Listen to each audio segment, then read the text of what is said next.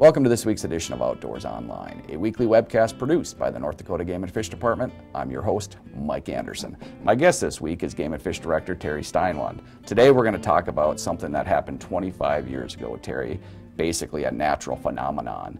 A 5-year drought broke, major rainfall. July of 1993 is the wettest month in North Dakota history. Terry, you were the Fisheries Division Chief back then. Explain when this 5-year drought broke and we had that wet month in July of 1993. I remember it very, very well, Mike. We were struggling. Lake Subcaptioned was at very low levels. Devil's Lake, we'd had fish killed, very low levels, and a lot of our smaller lakes were drying up.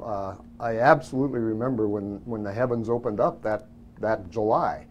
I was actually on my way back from a Governor's Cup rules meeting, and it was absolutely torrential downpour all the way from Garrison back to Bismarck, and streets were flooded, everything else. It wasn't necessarily a lovely sight at the time, but in retrospect, from a fisheries perspective, we've been living that for the last 25 years. So it has been good in that respect, and granted, North Dakota's been in a wet cycle to some extent, but there's some that gain, some that lose, because up until that time, with CRP on the landscape since 1986, it was just maturing where the upland game birds were really coming along great, but fisheries were really suffering. And really, it was a kind of a steady decline from 1988 on, but with CRP maturing, upland game was doing very well, but fisheries weren't because of the lack of water. When 1993 came along, it was a start of a wet cycle that we're really still in North Dakota, and our fisheries have absolutely blossomed. Big fisheries, mid-sized fisheries, and small fisheries across the board. Sure. Craig Burley wrote an article in July of 1993. Fisheries started something called Priority Lakes. Right. Explain that, Terry. What we're in the process of doing is, the Fisheries Division in the North Dakota Game and Fish Department is not a huge division. Only 24 people within the entire division responsible for all the fisheries and boat ramps across the state. So we started a process, okay, where do we put our efforts to put more management activities, to gather more information on these lakes? So really, the rains of 1993 didn't necessarily change that process. It kind of changed the emphasis on what it was doing is okay, with Lake Subcaptioned the way it is, we don't have any control over water, but we have control over regulations, over fish stocking, data gathering. So we decided to put more emphasis on some of these areas given the small manpower that we had and still do have at this point in time. And it's just kind of carried on, and it's worked well even up to this day. Let's talk about when the water was dropping, the vegetation was coming up. We probably had more potential for winter kill in a lot of these lakes. We did. And I'll start with the high priority lakes, like Lake Subcaptioned. Even though there was plenty of water and we were not even in danger of getting a winter kill, what happens is you don't get very good spawning activity. And we prefer on lakes like that not to stock fish because natural reproduction can normally take care of itself. But we were finding it wasn't even doing that. And you don't need good walleye reproduction every year, but you do need the forage production, whether it's spot-tail shiner or rainbow smelt or what it might be. And when you have such low water levels, that spawning substrate that they require to lay their eggs and for those eggs to hatch was either non-existent or quickly disappearing. So we were looking at, okay, do we need to enhance or supplement that fishery through stocking? Do we need to have a different size or a different limit on the lakes to get some growth? And if you remember during that time frame, we actually had instituted a minimum length limit on Lake Subcaptioned of 14 inches. And 3 years later, we were able to take it off because that's a promise we made to the public. When it's no longer meeting the need of that fishery, we're going to take it off. And that's something we're proud of to this day, as we don't have any unnecessary bureaucratic regulations. We try to keep them as simple as possible and as general as possible across the state. But that's what these priority lakes, this priority lakes emphasis was meant to do. And it was all because of the low water. And it was all because of the low water. And even the same concept still applies to even high water. Okay. Water came back. Devil's Lake, came up 6 feet. Lake Subcaptioned, Lake Oahe came up 15 feet. District Lakes had water. Tell me what happened once the water came back. Wow, we had the potential for tremendous fisheries. The legacy fisheries, the fisheries that have been there for a long time, certainly flourished. But what really happened is there are an awful lot of new lakes that were occurred. Something that in 1992 you probably hunted pheasants on were 20 feet deep now and can provide a fisheries. What I told staff and have always told staff is you have to create some opportunities, but you always got to be on the lookout for opportunities also. And there were an awful lot of opportunities, and I think today is a good example, going from about 180 lakes when I was fisheries chief in 1993 to where we're at now at about 425 to 450 fishing waters across the state.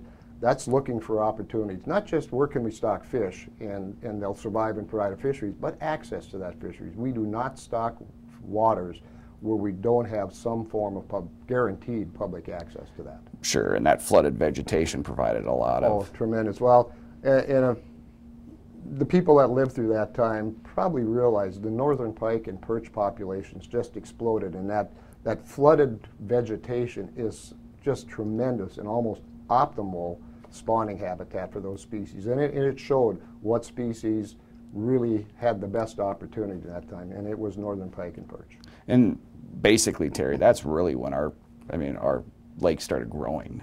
Yes. Was that 1993, it didn't jump to 450 lakes, of course, but over time we've gotten there. But by the late 90s, we were over 200, I think right around 225 lakes. And again, with the wet cycle continuing the way it has, it's just grown constantly. And some of them lakes had been there for a while. It's just, again, with a small staff, and we have to work with private landowners saying, okay, where can we get access?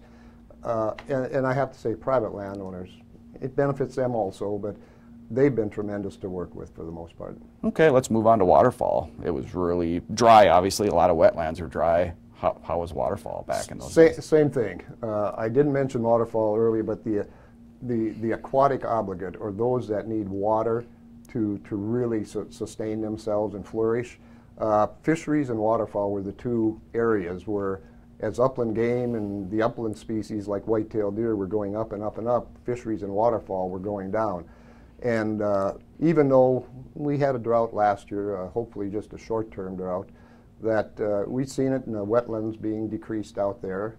And waterfowl, even though still currently pretty darn good from when you look at the long term, they have certainly increased concurrent with the water resource. And again, that's not unique to North Dakota. North Dakota and South Dakota, the southern part of Manitoba, exactly the same. So these birds don't recognize geopolitical borders. So if they're going north, they're going south. But the part is the prairie pothole region has just flourished in terms of waterfowl in that same time frame.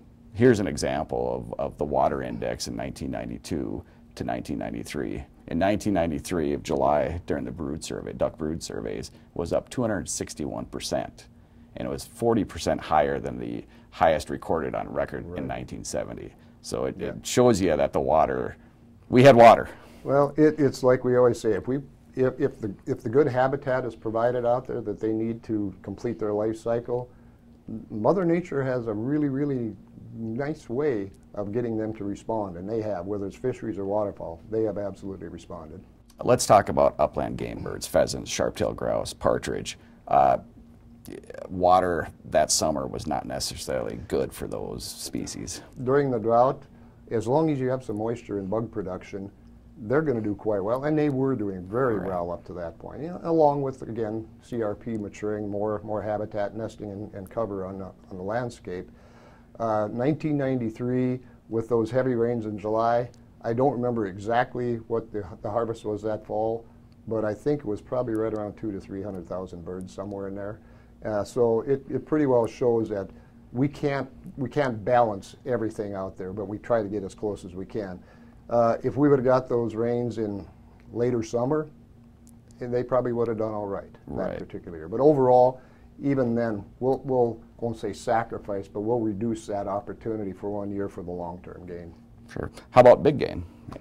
Big game. Again, big game, actually the wet cycle, other than losing cover in some of those lakes that I referred to earlier that you might have been deer hunting or pheasant hunting a couple years prior to 1993, CRP really kind of picked it up for them. Again, at our peak, we were about 3.3 million acres of CRP. And if you think of the early to mid 2000s, we had some really, really nice winters. It was some wet summers, not like a July of '93 type events, but pretty sustainably wet. But with that CRP cover and all in the nice winters, our deer herd was just flourishing at that point in time too. Of course, we had to manage them because we were getting hundreds upon hundreds of depredation complaints in the winter.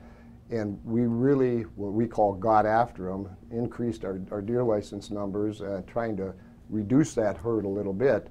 And of course, Mother Nature decided once again that, well, let me see, winters of 2009, 10, and 11, I'm going to show you guys, you probably shouldn't have done that. Well, had we had that predictive capability, we probably wouldn't have shot them down that far. But looking in retrospect, it would probably been some lost opportunity because those deer might have died anyway. Sure. Where do we go from here? Where do we go from here? Well, there's a lot of stuff we can't control. Number one is going to be weather. We cannot absolutely control weather, so we have to guess a little bit. You can predict weather to some extent. National Weather Service shows that you can predict it fairly well. We have some research out there that says, okay, you can predict some hard winters, which can be a driving factor for our upland game and deer herd, and depending on how deep the lake is, on our fisheries also.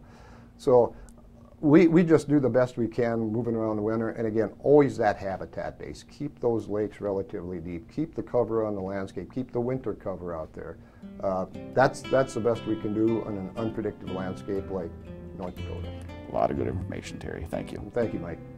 Like Terry just mentioned, North Dakota has over 400 lakes. To find out more information on how to get to a certain lake, what species of fish are in the lake, and when the lake was stocked, go to the Game & Fish website at gf.nd.gov. For Game & Fish Director Terry Steinwand and the rest of the staff here at the Game & Fish Department, thanks for joining us for this week's Outdoors Online. We'll see you again next week.